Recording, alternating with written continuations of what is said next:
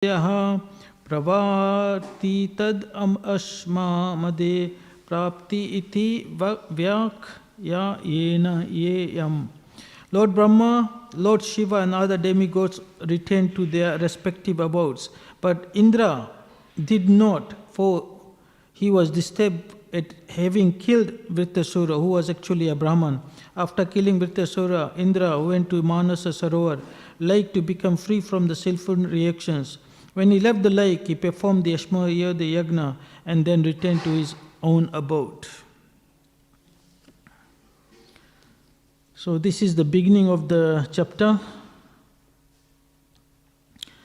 And I'll give a brief description as Srila Prabhupada has written in the beginning of what's happening in the chapter, and then we'll go from there. This chapter describes Indra's fear at having killed a Brahman, Vritrasura, and it also describes how he fled and was saved by the grace of Lord Vishnu. When all the demigods requested Indra to kill Vritrasura, he refused because Vritrasura was a Brahman. So Indra knew the position that Vritrasura was a Brahman and he did not want to kill him. The demigods, however, encouraged Indra not to fear killing him because Indra was protected by Narayan Kavacha and the Supreme Personality of God himself, Lord Narayan. So Indra was protected by Narayan Kavacha. So they said, don't be afraid of killing him. And he was personally protected by Lord Narayan because Lord Narayan is no different from Narayan Kavacha. Even by a glimpse of chanting the Narayan name, one becomes free from all sinful reactions of killing a woman, a cow, or a Brahman. So if you just chant Lord Narayan's name once, you chant Krishna's name once, you can be free from all the reactions, even killing a Brahman. But the difference is that Vritrasura is not only a Brahman, he is a Vaishnava as well. The demigods advised Indra to perform an Ashma sacrifice, by which Narayan would be pleased. For the performance of such sacrifice is not implicated in sinful reaction, even if he kills the entire universe.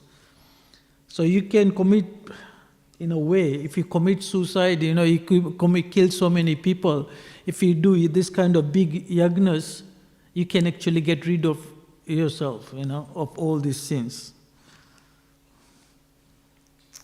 But we can't do that, right? Ashma means a lot of money. You have to have the right qualified people. So this is not something for us. Following this instruction from the demigods, King Indra fought Vritrasura. But when Vritrasura was killed, everyone was satisfied but King Indra, who knew Vritrasura's position. This is the nature of a great personality. Even if a great personality acquires some opulences, he is always ashamed and regretful if he acquires it illegally. Indra could understand that he was certainly entangled by sinful reaction, and killing a Brahman, indeed, he could see sinful reactions personified following him. Thus he fled here and there in fear, thinking of how to rid himself of his sins. He went to Manasa Sarovar, and there, under the protection of the goddess of fortune, he meditated for 1,000 years. Indra later performed a great sacrifice with the help of exalted Brahmins and saints. In this way, he was released from the reactions of his sinful killing of a Brahman. So, what I wanted to actually tell today, this class, is Vaishnava Aparadha. How dangerous it is. Why we commit Vaishnava Aparadha, and how to overcome it. Right? This is something which we do a lot of time, knowingly and unknowingly. Chitraketu was a great devotee, but he just smiled at, actually he was in a way glorifying Lord Shiva, saying that Lord Shiva was such a great devotee that he was giving a class, he was giving a Bhagavad Katha. And there were so many people sitting around, and Parvati was sitting on his lap, and he was not affected by it. But Parvati took it wrongly, and she cursed him. And then Chitraketu became a demon. And what was the name of the demon? Vritrasura, right? So, we also offend so many people knowingly and unknowingly, They said even if you look at a devotee and you see a devotee and you're not happy within, it's also an offense, And how many times you don't smile at a devotee, Once Rupa Goswami was doing bhajan in Vrindavan and he was in samadhi.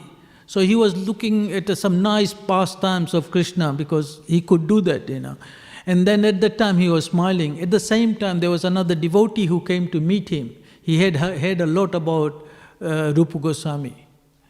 So he went there and this devotee was a bit crippled. So when he went there, he saw Rupa Goswami smiling. And he thought he was smiling at him, at his condition. And just because of that, Rupa Goswami's sadhana broke, his samadhi broke. And he was thinking he couldn't find that bliss again.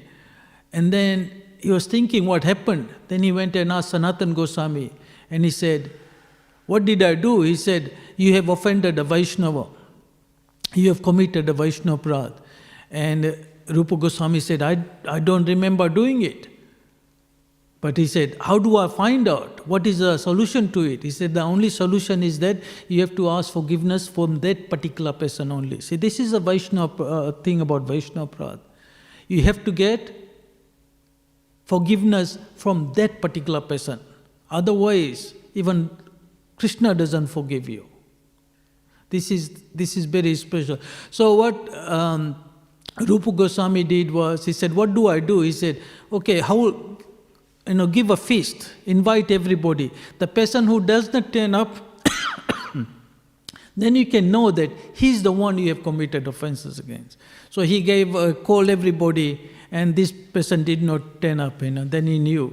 Then he went and spoke to him, and he explained his situation, and the doubt was clarified. And he was forgiven. So this is how. Are we talking about Rupa Goswami? Intimate associate of Chaitanya Mahaprabhu. Rupa Manjari, expansion of Radharani. They commit offenses, and what is the sequence, and what about us? So we have to be very careful to avoid this. Right? Now we know, as I was saying, that even Krishna doesn't forgive. We know about that pastime, we have heard it many times, about Amrish Maharaj and Durvasa Muni. So Durvasa Muni, after committing the offense, he went everywhere, all the planets. Even he went to Vaikuntha. And Narayan said, I can't forgive you. The only person who can forgive you is Amrish Maharaj. But the greatest, as we say, Vancha Kalptaru Vacha Kripa Sindhu Evacha. These Vaishnavas are Kripa Sindhu, ocean of mercy. So if you go and beg them, they forgive you before you even ask for forgiveness. This is the quality of the devotees. So let's find out why we commit Vaishnava Prad. So Vaishnava Prad, when Sri Chaitanya Mahaprabhu was instructing Sanatana Goswami, he explained that the first business of a Vaishnava is to give up non-devotee association. So the cause of all the Vaishnava, as I'm going to explain later on, is asat sangha, associating with non-devotees. Now I know a lot of people are thinking that we are associating with, I can see the expression on the faces, we are associating with so many people, Is there any chance for us or not? Right? So now I'm going to explain to you what does association mean. Because I had this doubt as well. What does association mean? Now if you can understand this, you can avoid. It's all in the mind. You have to be careful. You have to understand this. Right? A Vaishnava should always avoid the association of ordinary people. Common people are very much materially attached, especially in women or men, depending on, right? Vaishnavas should always avoid the company of those who are not devotees of Lord Krishna. So this is Chaitanya Charitamrita Madhya Leela, chapter 22, verse 87. So this is what Chaitanya Mahaprabhu is saying. A Vaishnava should always avoid the association of ordinary people. Common people are very much materially affected, especially in women, Vaishnavas should also avoid the company of those who are not devotees of Krishna. Right? Mahaprabhu explains the reason we should give up such association in the next couple of verses. By associating with worldly people, one becomes devoid of truthfulness. So when you associate with ordinary people, what is the first thing you lose? Truthfulness. Because what do ordinary people do? Lie. As soon as you lie, you lose the power of truthfulness. Gambling. Gambling doesn't mean you go into a casino and thing. No. Gambling is when you are trying to concoct something that is not true. You're saying something that is not true. Greed is one of the major reasons why people gamble. Because you want something more. You greed for this. Even, buying shares and things are also, thing like. The other thing you lose is cleanliness. So, associating with non-devotees, non-Krishna devotees, you also lose cleanliness. Cleanliness is of two kinds. What is? One is external, and the other one is internal. Cleanness of the heart, cleanness of the mind, right? The third one is you lose the message. Gravity, spiritual intelligence. These are some of the things you start losing. Shyness, austerity. You can't do austerity if you associate with. You lose your fame because you become like one of them. If you associate with drunkards, you become a drunkard. Nobody wants to know you. Forgiveness, control of the mind, control of the senses. You lose your fortune too, and all opportunities. So one should not at any time associate with a coarse-fool who is bereft of the knowledge of self-realization, and he is no more than a toy animal in the hands of women or opposite sex.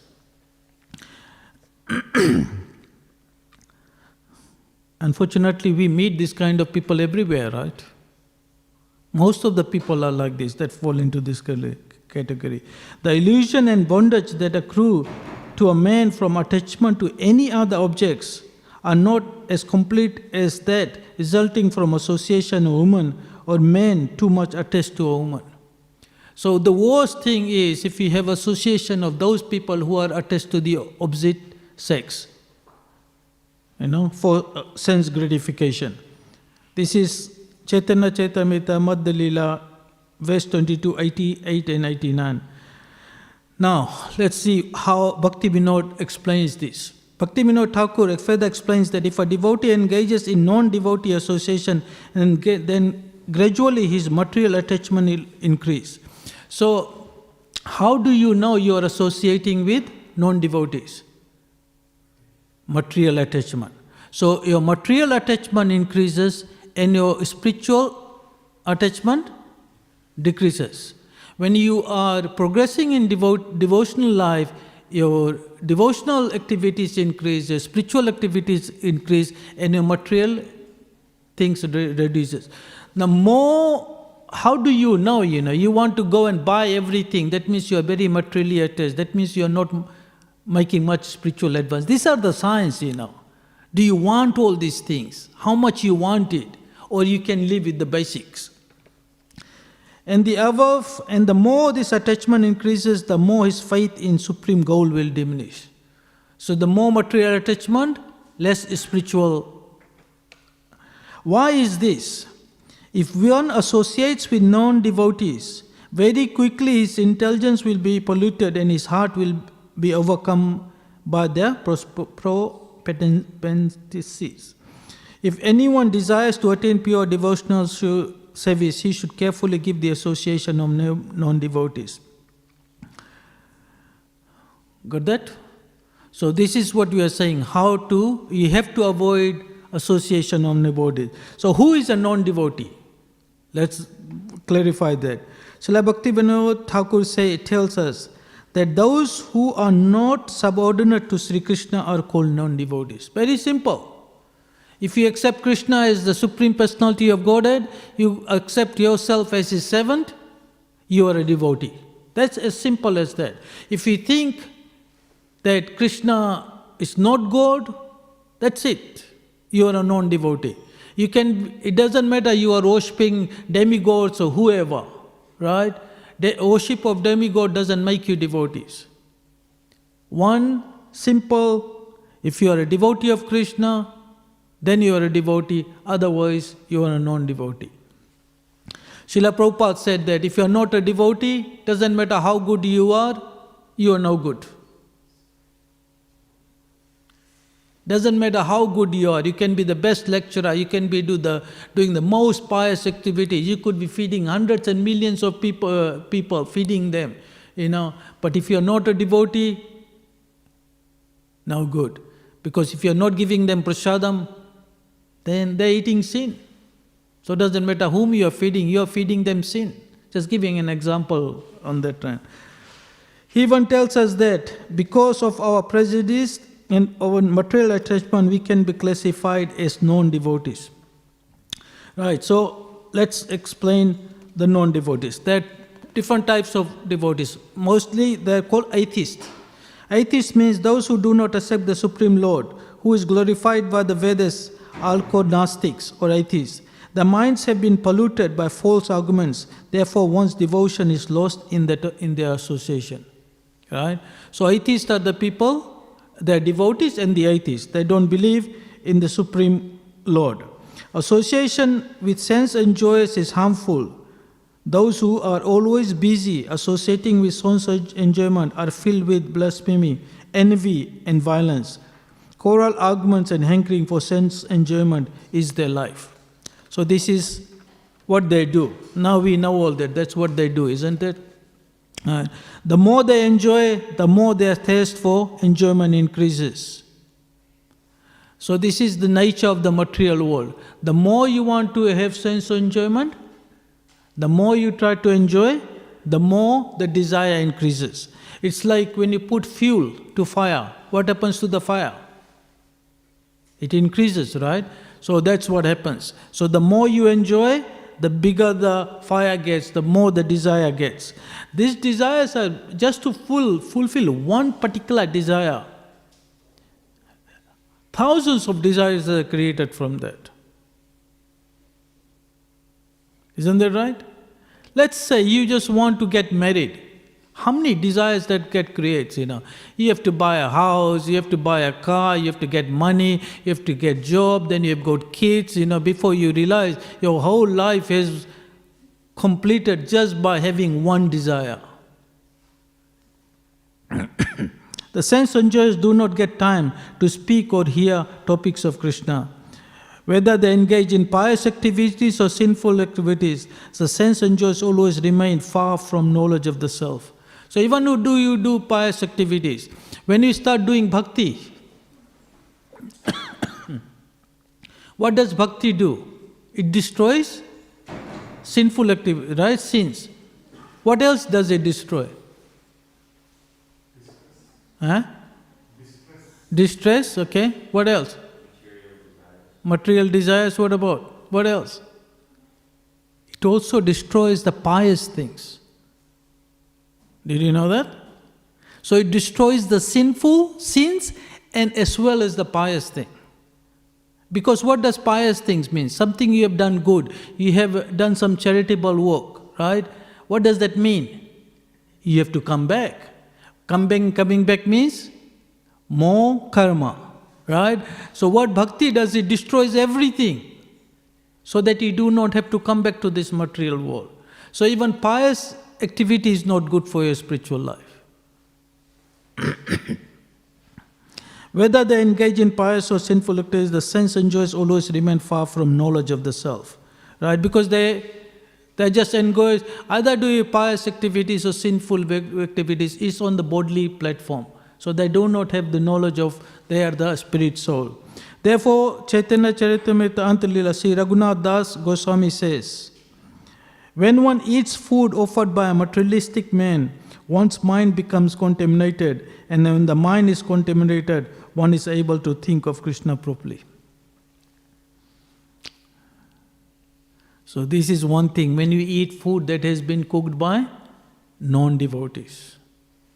So that is one thing we should avoid as much as possible. You should cook at home as much possible. You should eat at the temple. Even restaurants and things are no good unless it is run by devotees, Those persons who eternally engage in sensual activities and accept sense objects just to maintain body and soul together, but internally engage in their constitutional position as servant of Krishna, are not counted among those sense enjoyers who are attached to the fruits of their activities. So sometimes the situation is that you are in a situation where you have to do things like that. Just like Grasta life, you go somewhere, there's some obligation, you have to go to a wedding and something like that. So internally you are trying to, you're doing it as a duty, right? But internally you are a devotee of Krishna. You see everybody as devotees of Krishna. Then you are not a sense, so you don't get classified in that group. Who is a womanizer? Do not associate with women. On the other hand, when a woman is engaged in sadhana bhakti, she should not associate with men. So it's both things, The definition of woman, according to what I heard from, I think it was Bhaktivedanta Maharaj, he says, anybody who is engaged in sense gratification. So that also applies to men. A man who is engaged into that falls into the same category. Yeah. Associating with the opposite sex is very inauspicious for advancing devotees. When a man and woman are married according to religious principles, there is no sin in their touching and talking with each other.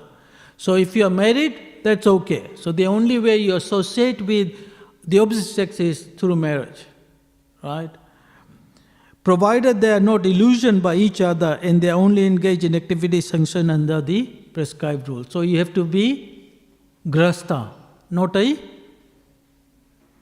gramedi, right? So you have to be a devotee. Your life should be in Krishna consciousness. The other thing that actually leads us also to commit offenses is prejudice. What is the meaning of prejudice? A liking or dislike for one another,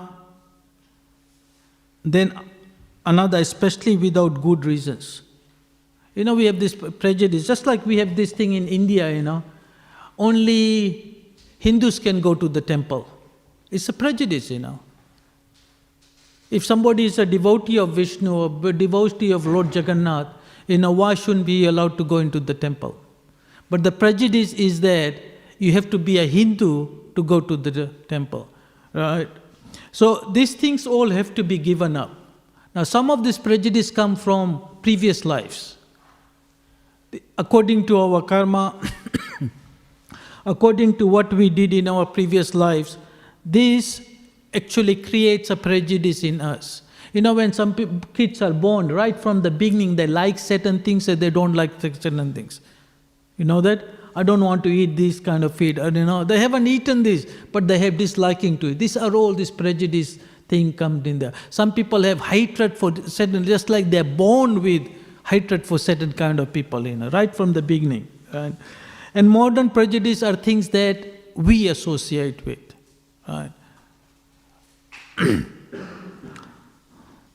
A good bad attachment in this life due to association with called modern prejudice. One develops attachment for material assets by modern prejudice. One of the things I was thinking, how do you explain this? We see so many, in this current age, so many advertisements, right, on TV or everywhere basically, and you look at them and you start liking those things, and you start disliking those things, certain things. Depends how it is portrayed, Because advertisements, they try to attract you something, but they also try to put you away from certain things. And if you keep doing that, you become prejudiced to those kind of things. So to make advancement, you have to give up all this up. You have to understand that everything belongs to Krishna, and everything should be used in Krishna's service. One of the offenses is that we do quite a bit is, when you look at a person and they have committed some wrong in their previous life, in the past, right? And then we try to judge them according to what they did in the past. Even their birthplace and things like that, We should not do that. We should not judge a devotee like that. A devotee should be judged on what's happening now. Once my Guru Maharaj was in Vrindavan, I think, and he asked one of the peasants who was there, who had basically gave up everything, and he went and living in he was very educated person, So he was asking, what were you before, And this person said, why you want to worry about what happened in the past, Past is gone, Whatever I did, I can't rectify it, I can't change it. Living in the past is called living in ignorance. Living in the past is living in ignorance. Living in the moment is living in goodness. Living in the future is living in patience. So, the three, goodness, patience and ignorance. If you are just focusing too much in the future, you are in mode of patience. You just want lot of money, big house, you're living in patience, You live in the moment, you see what your situation is now, you're living in goodness. And if you're living in the past, you're living in ignorance. So, how do you get rid of this prejudice? Or how do you get rid of all these things? So, we know we got a problem, right? Now, the solution. Solution is only sadhu sangha. Nothing else. Only sadhu sangha can reframe the attachment of prejudice. Sadhu sangha is the only remedy for this disease. Unless one reforms from his attachment to prejudice, one cannot attain perfection and devotional service by any means. So this is very important, sadhu sangha. Because by sadhu sangha, by sadhu sangha, you get to actually hear from them, you get to study what they are doing, how they are doing it, and then, how they behave with different people, and all of a sudden your mentality changes, You look at Srila Prabhupada, right? Whom was he dealing in the beginning? Most of the people were druggists, very fallen people. Did Prabhupada see any of those bad qualities in them? He only saw the good qualities in them. He saw that they were all devotees of Krishna. Right? So we have to go there, we have to take the barrier out, What did Srila Prabhupada do, Did he make any restrictions that who can go and do arti for the deities? Like in India? No. He took everybody as devotees of Krishna. If he became qualified, regardless of your age, your color, your sex, you could all do service. No prejudice. You don't have to be a woman, you don't have to be a man to do the deity worship. This is called, taking it to the ultimate level. And only a pure devotee can do that.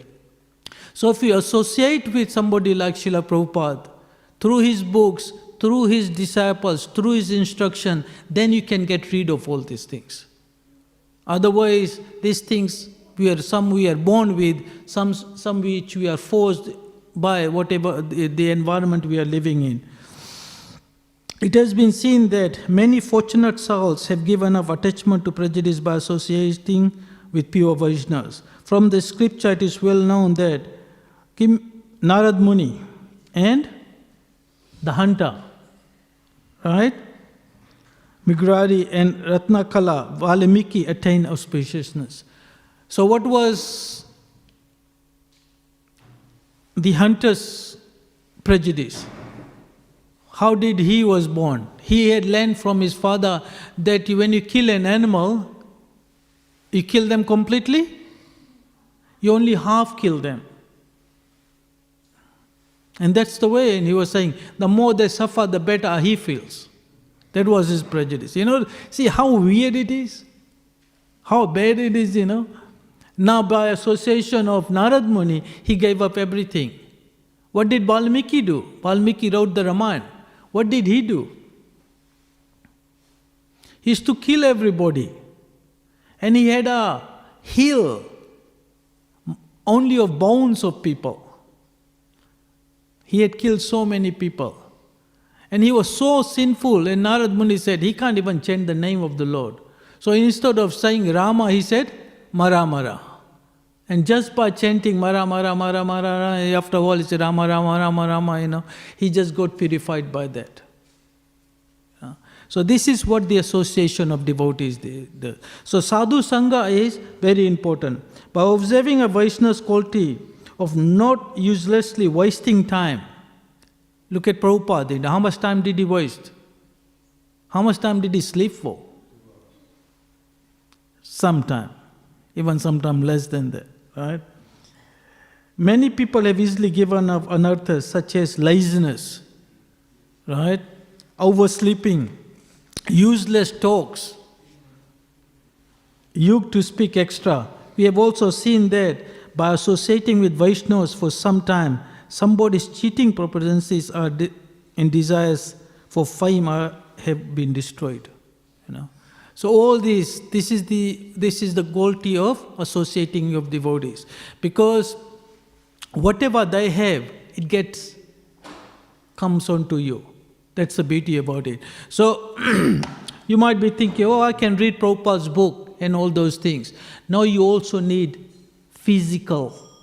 You need to be close to a devotee. That's also required. That's absolutely necessary. So please be aware of Vaishnava prats.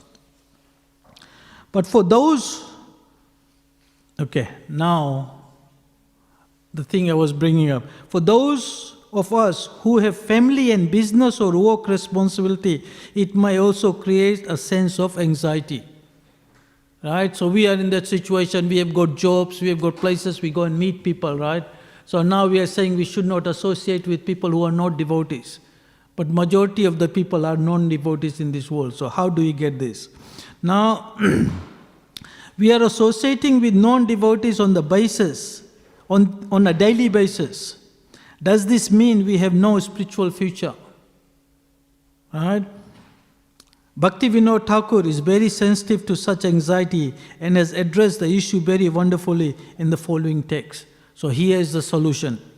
What is association and giving up association?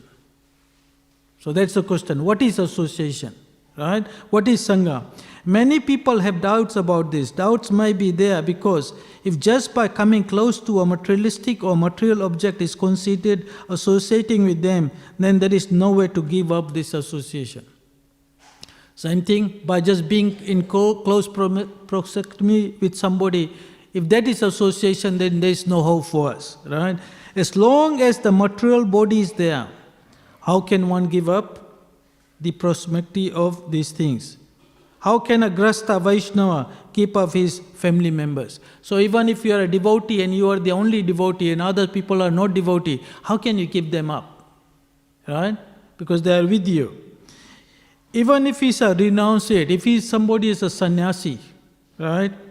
He cannot give up the association of deceitful persons. Our sannyasis, our gurus, they travel everywhere. They're in the bus, they're in the train, they're in the plane. Are they all devotees of Krishna? Right? So we can't actually give,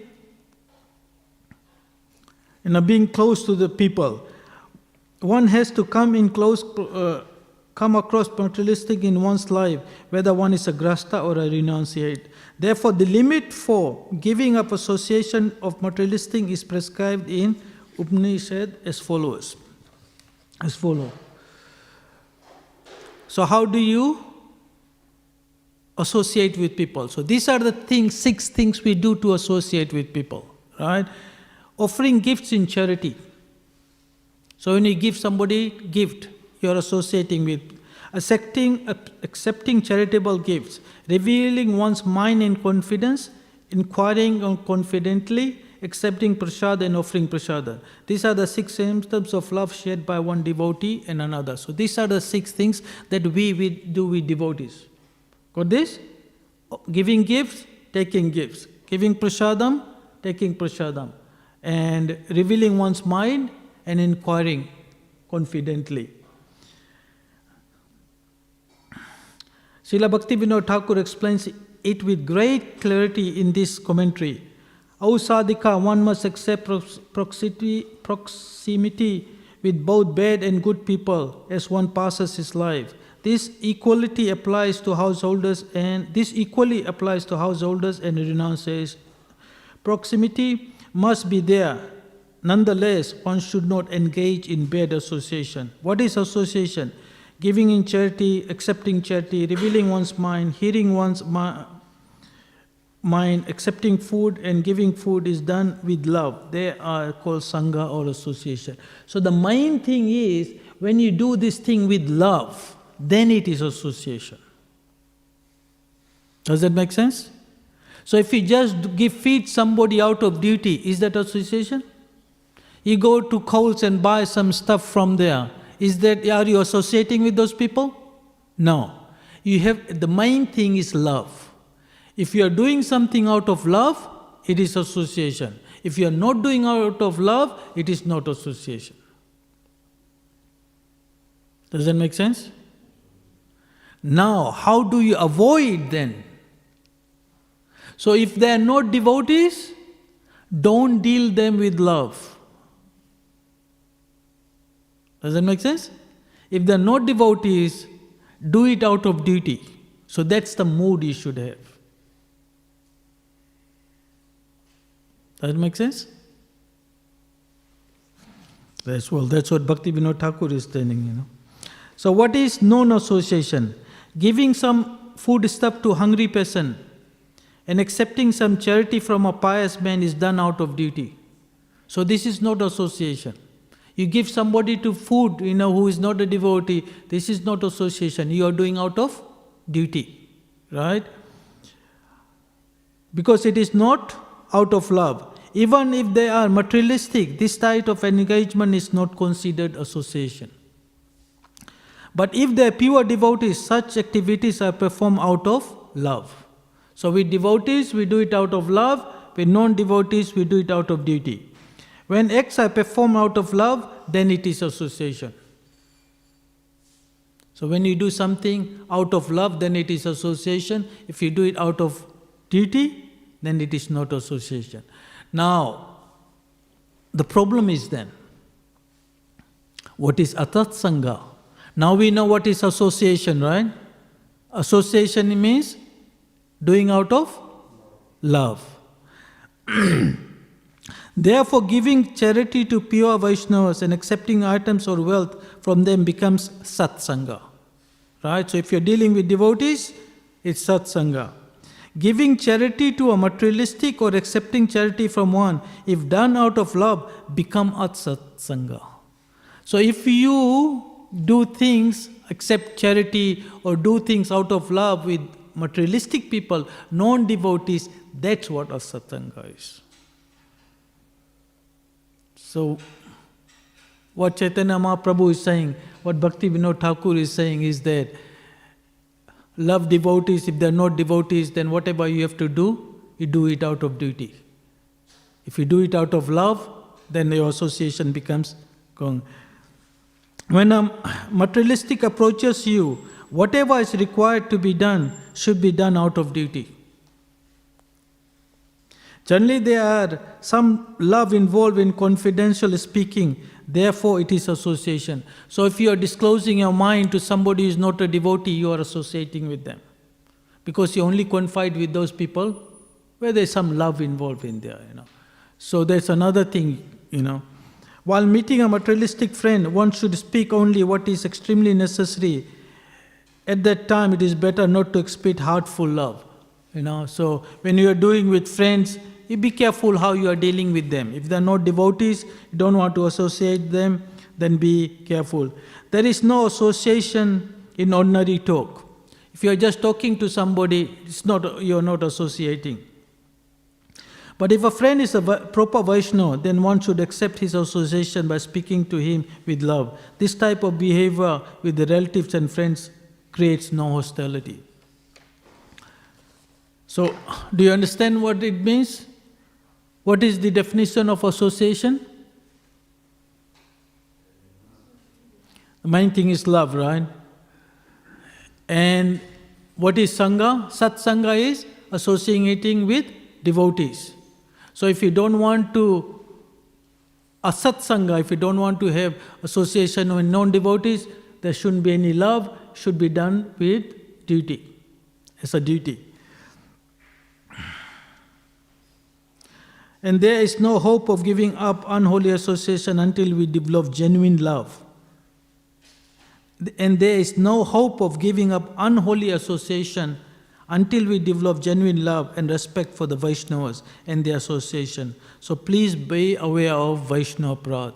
So this is very important. If you want to actually make advancement, then the most important thing is give association of non-devotees, and you know what association means, right? So we are talking about how to avoid these things. Now, we are talking, what of the knowledge that is given is mostly from Bhaktivedanta Thakur. I was just going through the thing and I was thinking, I came across something that Bhaktisiddhanta Saraswati Maharaj, his final instructions. How many of you read that? His final instructions? Anyone? So, on December 23rd, 1936, so just before Bhaktisiddhanta Saraswati Maharaj actually left this world, he gave his final instruction to the assembled devotees, right? So, these are some of the things which will clarify and reinforce what I have been said. First one was, remember that this world is temporary. Does that make sense? Remember this world is temporary. How temporary is it? How long does the whole world get created according to Mahavishnu? One breath. How long does it take to breathe in and out? That's according to his time, that's how long this whole material world is, right? And last only a day or two. Give up your family attachment and transcend this world of illusion. Our biggest problem in this world is family attachment. We have to give this up. Why do we have to give that up? Because families are associated with the soul or the body? Body, right? All our relatives are. And if you are not this body, then everything in relation to the body is also incorrect, right? So we have to give that up. Maintain your worldly obligations in whatever way you can, but make the eternal principle, devotion to Krishna, the true purpose of your voyage through life. So the main purpose should be Krishna consciousness. And whatever happens on the way, just try to get by, right? The idea is to, to maintain the body and the soul. So we need the body to do the service. And that is the purpose of the body. We need the car to go from one place to another place. Isn't that right? So we need that car. So we should look after that car just for that particular purpose. We should not actually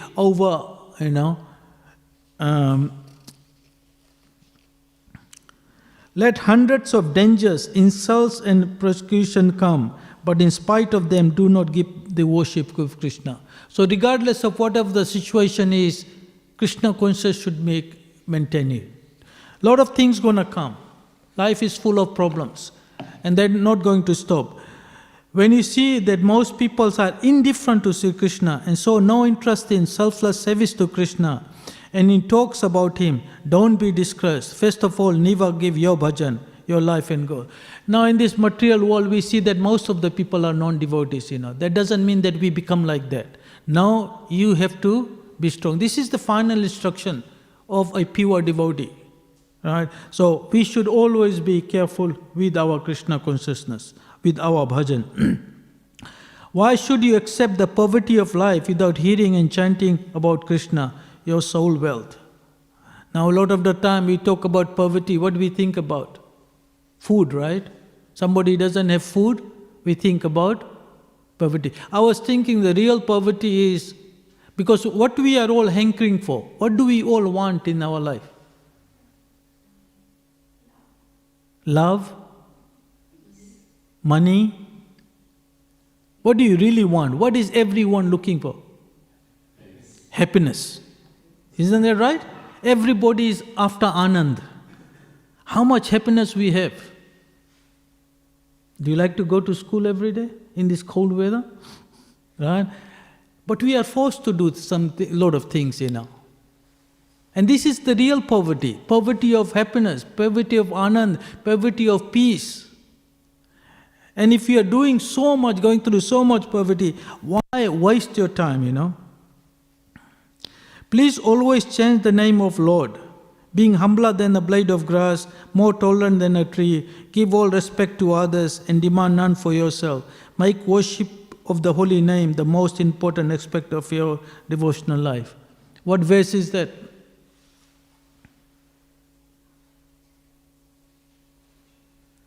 Anybody can quote this verse? If none of you are listening, you should know this. I'll read it. Please always chant the name of the Lord, being humbler than a blade of grass, more tolerant than the tree. Give all respect to others and demand none for yourself. Make the worship of the holy name the most important aspect of your devotional life. Right, Rina. This is what did Bhaktivedanta Thakur said. You should make a mala of that and put it around your neck. This is the most important verse. Right? What does being more humbler means? Humility. Bhakti Devi is a person, right? Bhakti is a person, right? And humility is also a person. And they are friends. When there is no humility, bhakti doesn't stay there. Did you know that? So if you are not humble, what does humility mean? What is the meaning of humility? The ultimate meaning of humility is to accept that Krishna is the Supreme Person and we are His part and parcel. Krishna is God and we are His servant. So you have to accept the subordination. He is God, we are servant. And if you accept that you are servant of Krishna, then you also accept that everybody else is servant of Krishna. Then you don't have any immunity against them. You love Krishna, you love everybody. Right? You have to be more tolerant.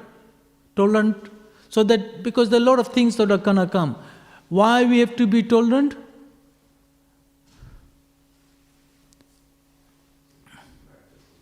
Practicing, yes. And also, we have to go for reformation, for reform ourselves. Right? Karmis don't have any, non-devotees don't have any understanding about this. Right? They suffer. But when you take to the path of devotional service, right? When you accept a spiritual master, the spiritual master prays on your behalf to Krishna, please accept this person. Now Krishna starts putting you through certain things, right? And the situations are difficult, they are not always easy. There's a lot of suffering and things like that. Now you might be thinking, why is Krishna doing that? Why is Krishna putting us through that?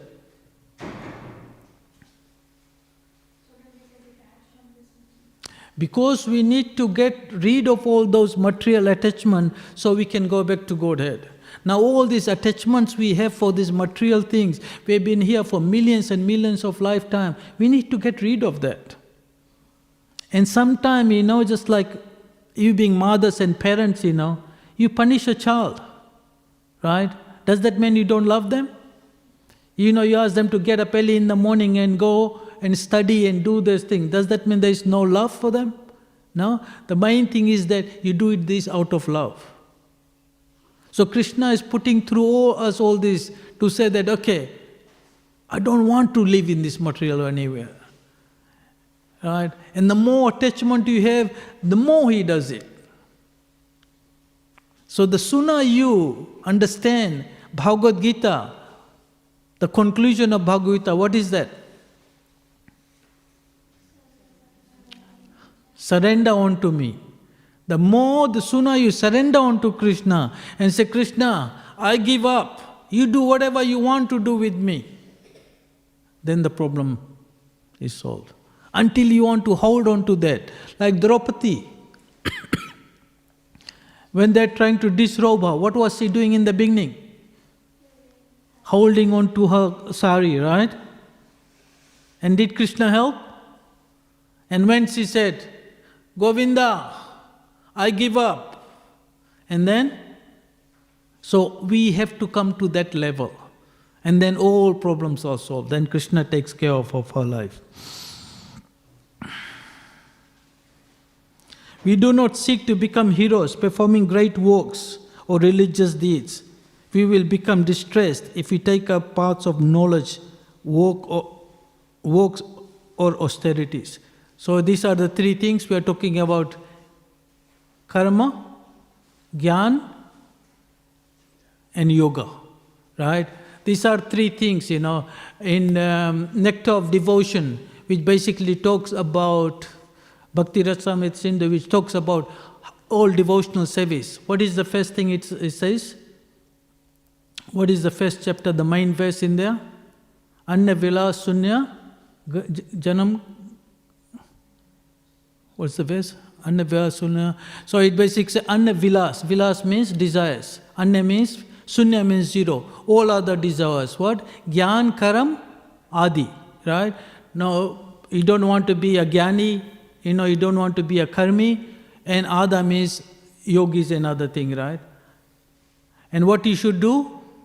Anukulanam, Krishnanus, Silanam, Bhakti Uttama. So you have to do favorable devotion. Right? So you have to think about Krishna. Because that's one of the angas of, right, to do Samran. But it has to be favorable. Now, two people actually did. Yashoda Maya was always thinking of Krishna in a very favorable way. There was somebody who was thinking of Krishna not in a favorable, but was always thinking of Krishna. Kamsa, right? He was always thinking of Krishna out of fear. Now, is it favorable? Is it bhakti? No. So this has to be bhakti. While living in this world, we encounter many difficulties, but there is no need for us ever to be bewildered by these difficulties. Right? Again, as I was saying, this difficulty is going to come because we have got a material world. Material world means problems. If you don't have any problems, then you understand you are not in this material world. So as long as you have got problems, you know we are in this material world. That means we have to do something to get out of it. We need make no effort to remove any of the obstacles. What is necessary for us while we are still here is to learn what is beyond, what will be the nature of our eternal self. So according to our previous life, according to our previous karma, at the time of death, we get a particular body. And that body has a particular nature, right? We can't do much about it. You can't change your parents, right? Can you? You can't change your mother, right? You can't change the place where you were born, right? If you have a disability, can you change that?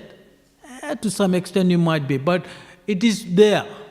We can't do anything about it. So don't worry about whatever you are going through in this life. Let's focus on the next one. You can't change this one. You can change the next one. But who can change it? Krishna can change it, right? So if you surrender to Krishna, He can get rid of all the other ones. He can't get rid of the ones you are living in this life. Does that make sense? Because if you get rid of the karma from this life, your body will be destroyed. You got this body according to the karma. So according to that, but it makes it much, much easier. There are so many things that attract and repels us. There is no end to the things that we want and don't want. Isn't that right? We want this, we want this. So rather than when you want something, you ask this question, do I want it or do I need it? And most of the time you'll find it's the want. So if you want it, don't get it. Because the more you get it, the more you want it. One thing leads to another one like that. If you wish to trump over attraction and repulsion, then you should remember that by becoming attracted to transcendental holy name, you will be delivered from that. So this is the solution. When you have too many desires, too many wants and things like that, the solution is chant more. Chanting and association of devotees. As you continue cultivating your consciousness of Krishna, your thirst for material sense object will decrease. So the more you do devotional service, the more you associate with devotees. Rupa Goswami said, what are the 5 most important things? Sadhu Sangha, chanting all the holy names, living in the Dham, associating with that Sadhu Sangha, deity worship, and chanting the holy name. So these are the important things. The philosophy of Krishna consciousness is very perplexing. At first it seems startling and full of complex details. Right? The holy name is more compassionate than the Lord of the name himself. If one takes shelter of the name, that it unravels all this philosophical complexity. So Krishna and his name are non-different. Right? So if you take shelter of Krishna's name, all the solution, all the problems will be solved. In this world, no one is of the special object of my affection. Nor do I have slightest hostility towards anyone. Why? Because everybody is Krishna's devotee. That's the way we should see it. We should see with equality. That's why they say, sadhus see everybody, whether the soul is in a body of an animal or a human being, we should see everyone as equal. Whatever arrangements we make in this world are temporary. Whatever arrangements we make in this world is temporary. You can build the best house, you can have $1 million in the bank, you can have houses everywhere. Are you going to take anything at the time of death? Nothing. There is no need to waste time thinking about gain and loss there. So focus on your Krishna consciousness, that's the most important thing. Preach the message of Rupa and Raghunath fearlessly and with great enthusiasm. Through this preaching, you will attain all perfection. So we are very fortunate. Prabhupada has given us all that, reading Srila Prabhupada's book, listening to the lectures from our gurus, ISKCON gurus. We're already getting all those. Prabhupada had made all, it simplified things so much for us. Right? So, avoid, to recap, right? What do we do? What we should do? Avoid association of non-devotees. Who are non-devotees? Who are not devotees of Krishna. So if you are not devotees of Krishna, when I mean Krishna, that means Vishnu, Narayan, right? Devotees of demigods are not devotees, classified as in devotees, right? And what does association mean? When you deal with somebody with love. When you are dealing with somebody out of duty, is it association? No. So when you are dealing with somebody out of love and they are not devotees, what is it is? Atsat Sangha. Right? So it's very important that when you deal with devotees, we deal with out of love. If they are not devotees, we deal with them out of duty. Right? Then and the main reason why we commit offenses is by associating with non-devotees. Okay? Any comments, any questions? I hope we have understood the basic point I was just trying to explain, Yes, Mataji. You were saying that we don't associate with non-devotees out of duty. But if you have our family members who are non-devotees, we love them. Mm-hmm. We just be only duty conscious with them, like your brother, sister or something, if they're not devotees. See, the way I see this is, I see how Srila Prabhupada dealt with people, right? He dealt with people on the level of they were all devotees of Krishna. So if you have got family, you have got your own kids, right? So the way to see it is that Krishna has given these people to us, this person to us, They are not actually your children if you really look at it, Are they?